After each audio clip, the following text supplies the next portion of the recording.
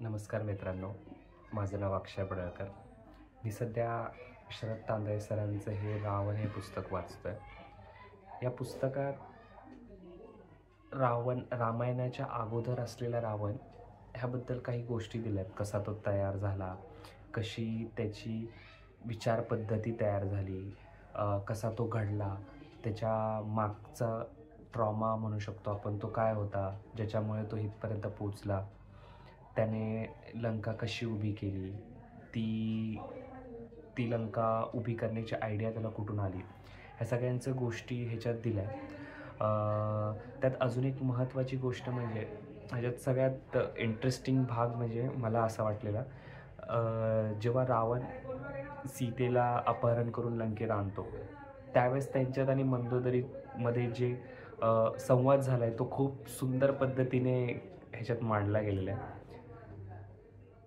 त्याच्यात ज्या पद्धतीने मंदोदरी रावणाचं इन्व्हेस्टिगेशन करते ते खूप सुंदर पद्धतीने मांडलं आहे असं मला वाटतं.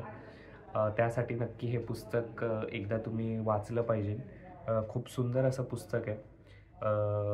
रावणाच्या जन्मापासून ते रावणाचा शेवट होईस तोपर्यंत रावणाला रावण हे नाव कसं मिळालं, परत रावणाची 10 तोंडं होती नव्हती किंवा त्यावेळेसचं त्याच्याबद्दल असलेल्या देवांच्या मनात त्याच्याबद्दल निर्माण झालेली भीती, त्याच्यामागची कारणं, ह्या सगळ्या गोष्टी ह्याच्यात खूप विस्तृत पद्धतीने दिलेल्या आहेत. ह्याच्यात आपल्याला रावणाबद्दलच्या काही चांगल्या गोष्टीसुद्धा कळायला येतात की त्याने ज्यावेळेस त्याचं राज्य तयार केलं तर ते राज्य कशा पद्धतीचं असावं किंवा त्याच्यात आपल्याला कशा पद्धतीने महिलांसाठी गोष्टी असल्या पाहिजेत, हे खूप